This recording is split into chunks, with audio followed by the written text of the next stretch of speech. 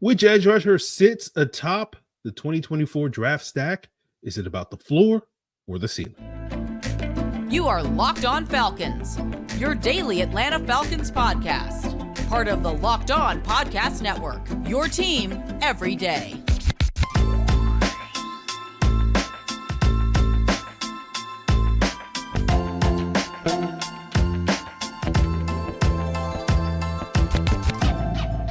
Welcome back, everyone, to another illustrious episode of the Locked On Falcons podcast, your daily Atlanta Falcons podcast, part of Locked On Sports Atlanta, your team every day. And today's episode is brought to you by FanDuel. Make every moment more. Right now, new customers get $150 in bonus bets guaranteed. That's $150. Win or lose, all you got to do is visit FanDuel.com/locked-on to get started. So, guys, if you don't know me, I'm your very humble host, Aaron Freeman, a.k.a. Sirius Black, a.k.a. Mr. Drew, a.k.a. the Jolly Green Giant, a.k.a. the iron that sharpens the iron, a.k.a. Mr. a.k.a. And, of course, been covering the Falcons for almost 20 years now. Used to do it at falcfans.com, RIP, still going strong. However, on this illustrious daily Atlanta Falcons podcast, and I appreciate each and every one of you that is an everydayer. Love my everydayers. Right? So many of you guys hit me up with when the show is 2 hours late on YouTube. They're like, where is the show, Aaron? I'm an everydayer. I demand punctuality when it comes to these YouTube premieres. And I appreciate all of you guys. It lets me know that you were there to make this show your first listen or your first watch each and every day. And of course, to become an everyday, all you got to do is subscribe or follow for free on YouTube or wherever you listen to podcasts. So today's episode, I am going to be joined by Saivion Mixson, who covers the Atlanta Falcons for the Sporting News.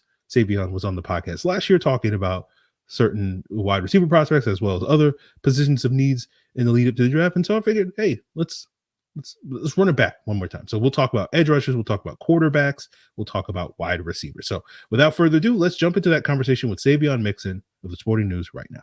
Welcome back, everyone, to another illustrious episode of Locked On Falcons podcast, where I am, of course, joined by an illustrious guest. He is Saivion Mixson, the latest contributor to the Sporting News on the Atlanta Falcons. You can find him elsewhere. New Millennium Falcon podcast. I'm sure there are other places where Saivion will plug his work at the end, but he is here with us to talk about the Falcons, impending draft plans, and we'll focus on a couple of positions here, starting with sort of the big need that everybody's been talking about all offseason long: edge rusher. Are the Falcons guaranteed to take an edge in the first round? They need it. They've been wanting it for decades now at this point in time. And is there one particular edge that you sort of gravitate towards, or is it all kind of like, different flavors, different picks with the top three edges? So just to let you know, I do understand that there is the wiggles in the background. I have a daughter. That is going to happen. I'm very sorry.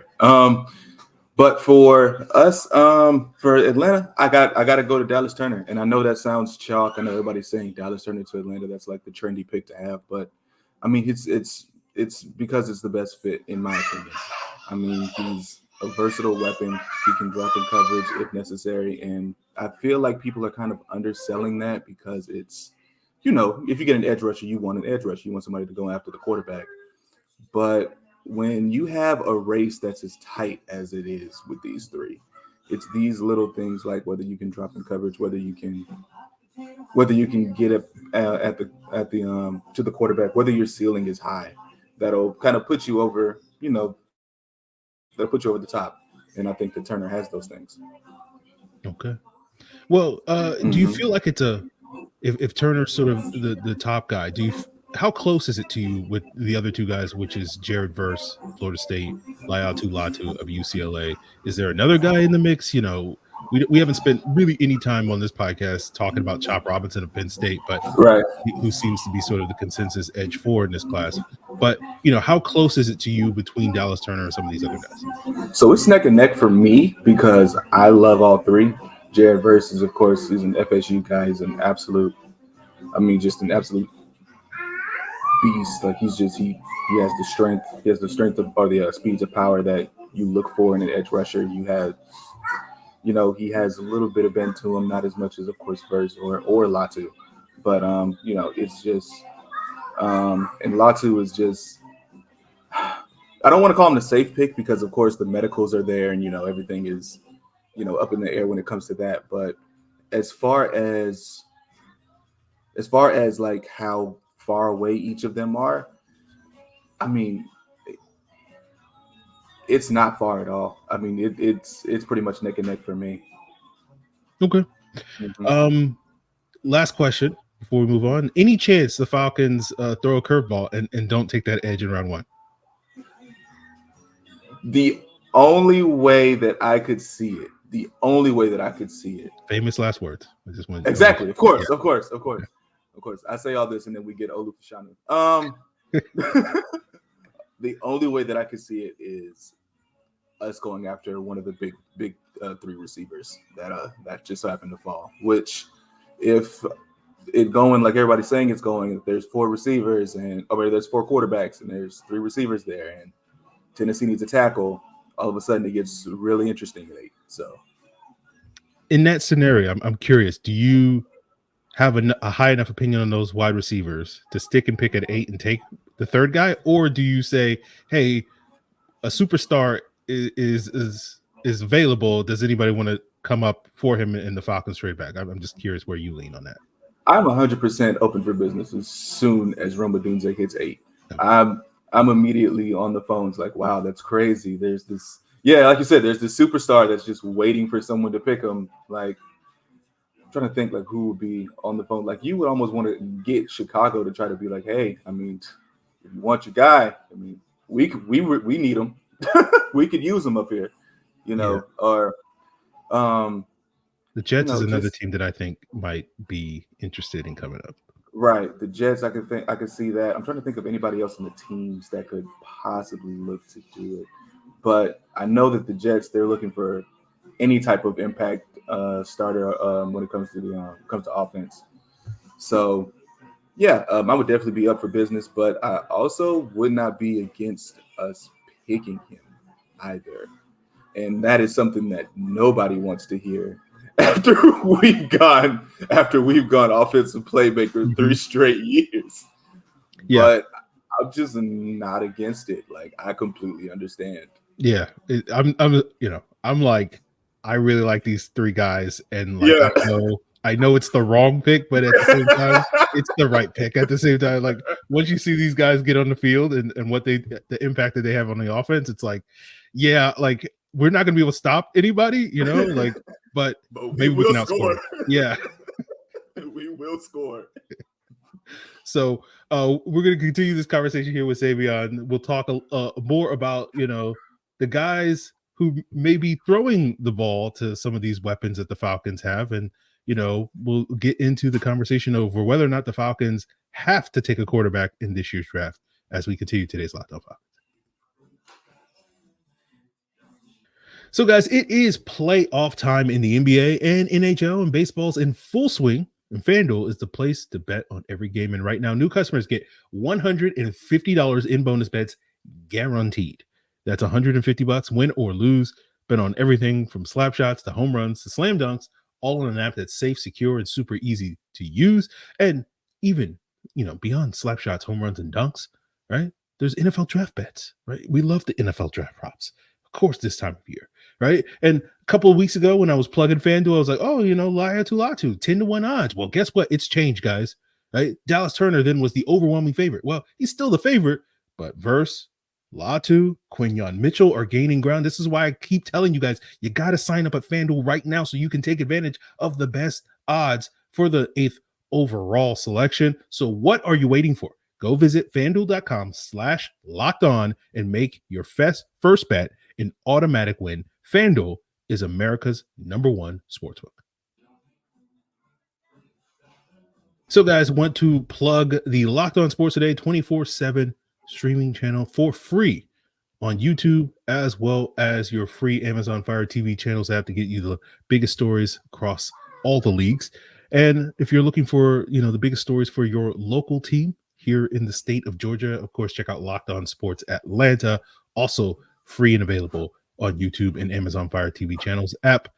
part of the Locked On Podcast Network, your team every day. So, Saivion, let's talk a little bit about the quarterback position. Obviously, the Falcons were able to address, I don't want to say long-term, but their short-term quarterback needs with Kirk Cousins. He presumably will be the quarterback for 2, if not 3 years, possibly more. We'll see how that all breaks down. But do you feel like this is a draft where the Falcons need to walk away with somebody that's an heir apparent, or is that more of a luxury pick at this point in time? Where do you kind of fall on that? It depends on where. Like, if we're in the Michael Penix sweepstakes, I saw that we brought him in for a top 30 visit. If we're in the Michael Penix sweepstakes, I feel like that is a bit much of a luxury for me. Like, if you pick a quarterback, you got to be in love with a quarterback right now, because you have your guy. And I mean, you don't want to say that because, no matter what, you should always be, when you're in a position like ours where you kind of have this 2-year rental, essentially, you should always be, throwing darts, where you find them. And if you find a guy that kind of drops, like Penix seems like he might, to that second round, to that 43, maybe, possibly. I mean, you don't want to say that, we can't take them. But I think that there's still too many holes, especially on the defensive side of the football, to where I would have to wait. I'd have to wait until possibly round 3, maybe even wait until day 3 to take a quarterback. Okay. Now, is there a quarterback that you sort of circle as somebody that you would be interested in taking in that range, or earlier or later or whatever? First quarterback that comes to mind is Spencer Rattler. I think that if there's a project that is worth developing, I think that Spencer Rattler is that, simply because of the arm talent. I think that he's matured a ton since his time at Oklahoma, where he just seemed to be that kind of spoiled kid that was that would take his ball and go home. But I think that he's really mature. I think that his time in South Carolina really made a good quarterback out of him. Another name that really pops out for me is Michael Pratt. I think his ceiling is just high enough to where you're at least getting a good backup out of him. But I saw something, and I kind of want your thoughts on this. If Joe Milton falls to the sixth round, what are your thoughts on? No. Hold on. Let's say he's there, pick 197. I think that's where it was in this mock draft that I saw. What are your thoughts on taking him at 197? I've said from the jump, Joe Milton is not a player that I would bet on being good in the NFL, right. But I'm like in round 5, round 6, around that range. Like, yeah. I wouldn't have a problem with someone or the Falcons or myself taking a swing on him just to be like, hey, there's maybe like a 12% chance that he becomes good in the NFL. But like in round 5, like, who cares? Like, you're getting special teams guys at that right. point. So it's just like, I'll take a 12% swing on a quarterback, and especially Joe Milton, just because, like, he's just fun to just watch him unleash dragons down the field. So I'm all for that. Like in the preseason, just watching him overthrow guys by like 40 yards. Super. He'll go 3 for 12 in a preseason game. But those three though. Yeah. So I'm in favor of it. That's how okay. I just wanted to make sure that I wasn't crazy, because I saw it and I was like, why am I for this? This feels a bit okay. But yeah, I just wanted to make sure. Yeah, no, Joe Milton, the quarterback from Tennessee, was at the Senior Bowl. May have the strongest arm I've ever seen. Yeah. It's a bazooka. Yeah, Bazooka Joe is what some people call him. Yeah. So I wouldn't be against it. To me, like, when it comes to the quarterback conversation, like, I don't love any of the, like, there's a couple of guys at the top of the draft that are probably going to all be top 5 picks that I would be like, I would care if the Falcons drafted those guys. But everybody, after you get past those top 4, I'm just like, whatever. Like if the Falcons take a guy, they take a guy. If they don't take a guy, then it's like, okay, like, there's next year. So I don't have a strong attachment to any of the non, 5 through 15 or whatever quarterback that are in this draft class. Yeah, no, I agree with that wholeheartedly. I mean, the only one that I can think of that I think would upset me, honestly, would probably be Bo Nix, because I just don't see it. I just don't see it, and that's just that's a personal thing. Yeah, I just don't see it. Yeah. So. Yeah. Look, I think there's a path for all these guys to be good in the NFL. Exactly. Mm-hmm. But yeah, it is like, it just boils down to like, yeah, you know, like I know people that are just like, Michael Pratt, ugh. You know, I know people that are like Michael Penix, ugh. You know, like so it's just like, and then there's people that are on the opposite side of that are like, oh, I love that guy, you know, but you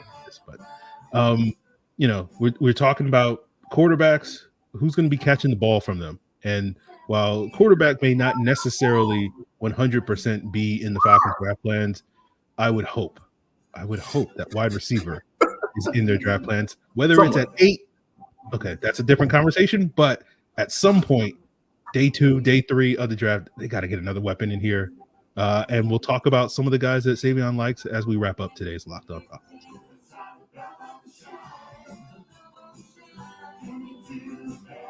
So as we wrap up today's Locked On Falcons, I want to plug the Locked On Falcons podcast, guys, where you can make it your first listen and, you know, hit that like, hit that subscribe. Let's get to 10,000 subscribers before the draft. We're at like we're like 200 something, 230 away.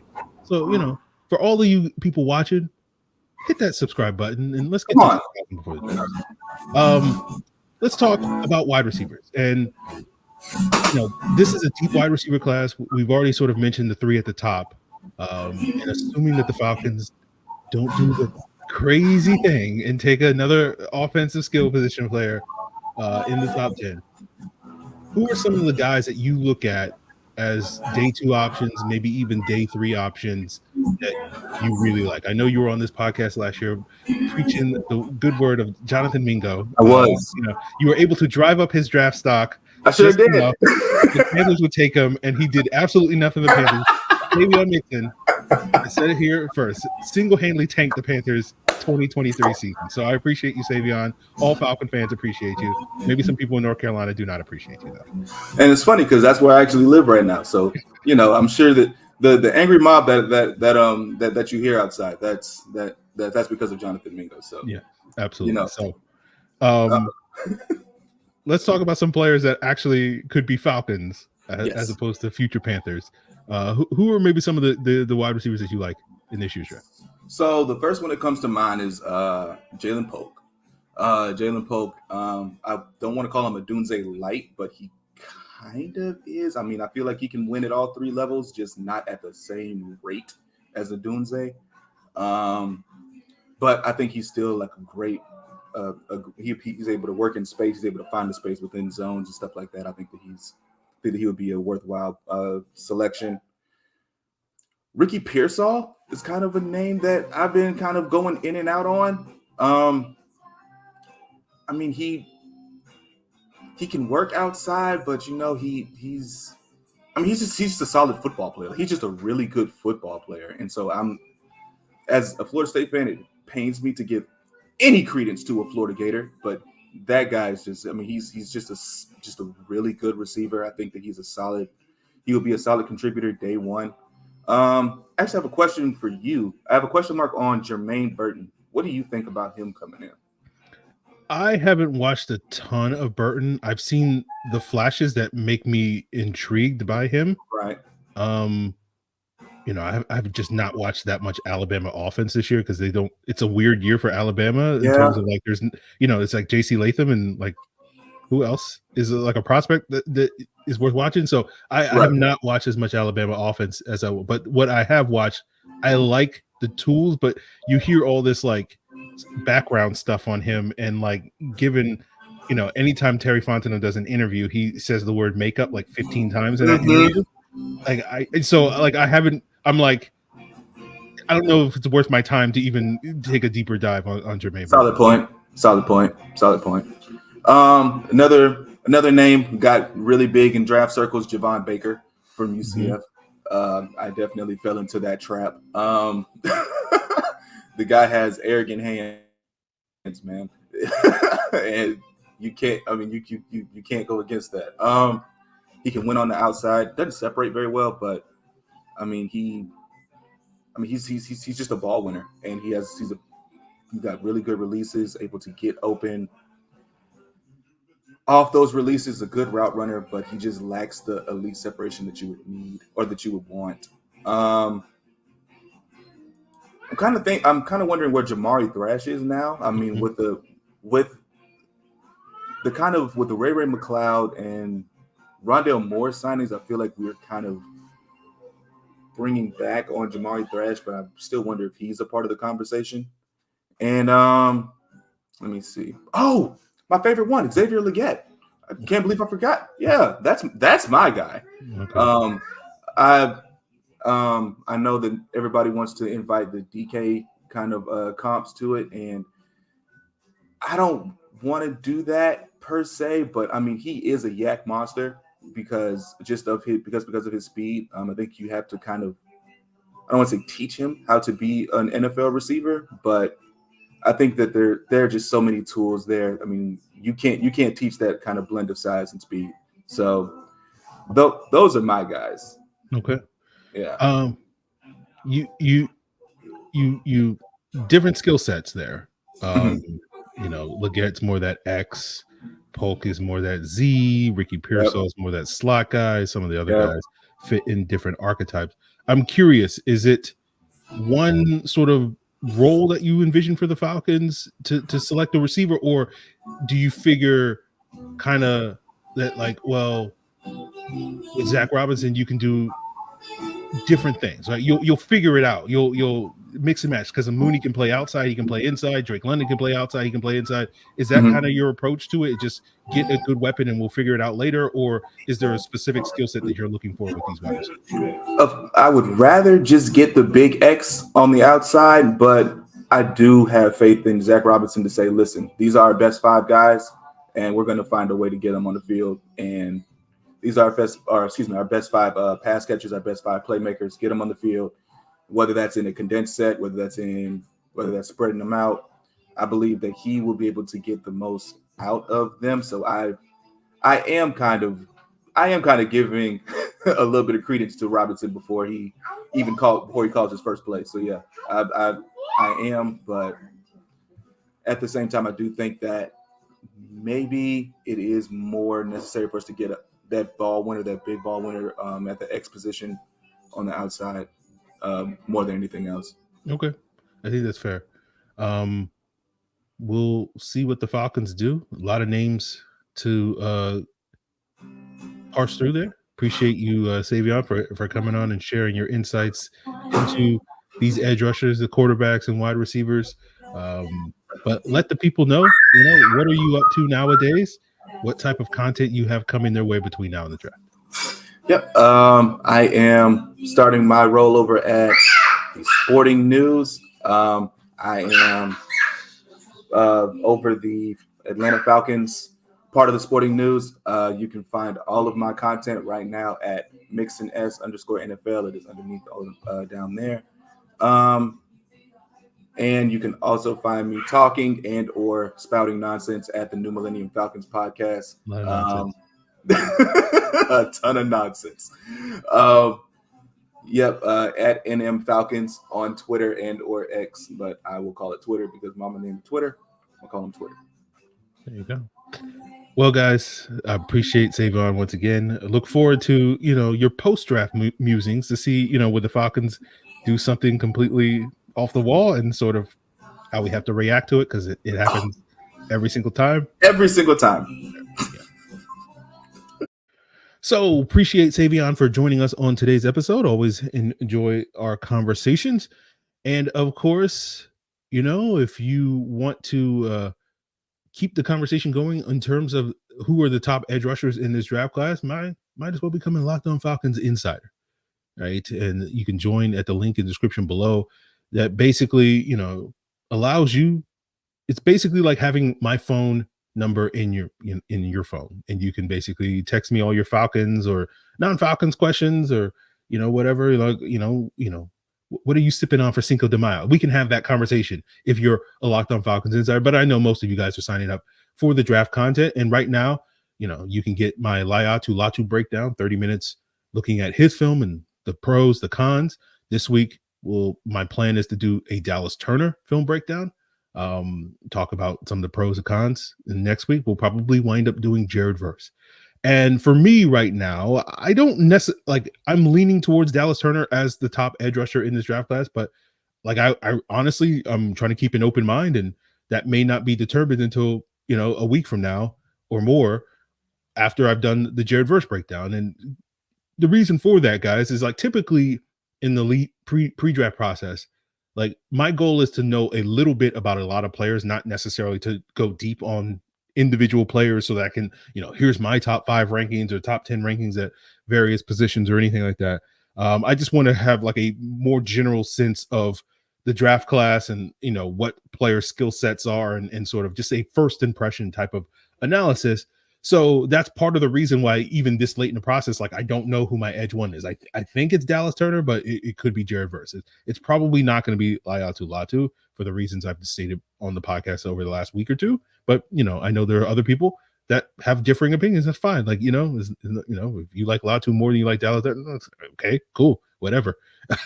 I don't take it personal when you have the audacity to have a slightly different opinion about a football player than I do. Although I know that is not true for everybody, but we'll see how sort of that stacks up. But usually my process is, pre-draft, know a little bit about a lot of players, and then post-draft, once, the Falcons make their selections, and we should get, anywhere between 6 and 9 this year. We'll see. I think they're currently slated at 7 picks, if I'm not mistaken. But then we do the deep dive, and then I'll come to my final conclusions on these players, and I'll be like last year, for example, pre-draft, watching 2 or 3 games of Clark Phillips, I was like, yeah, he's good. I get why he's being projected as a second round player. But then when I did the deep dive after the draft, I'm like, I don't really see second round ability.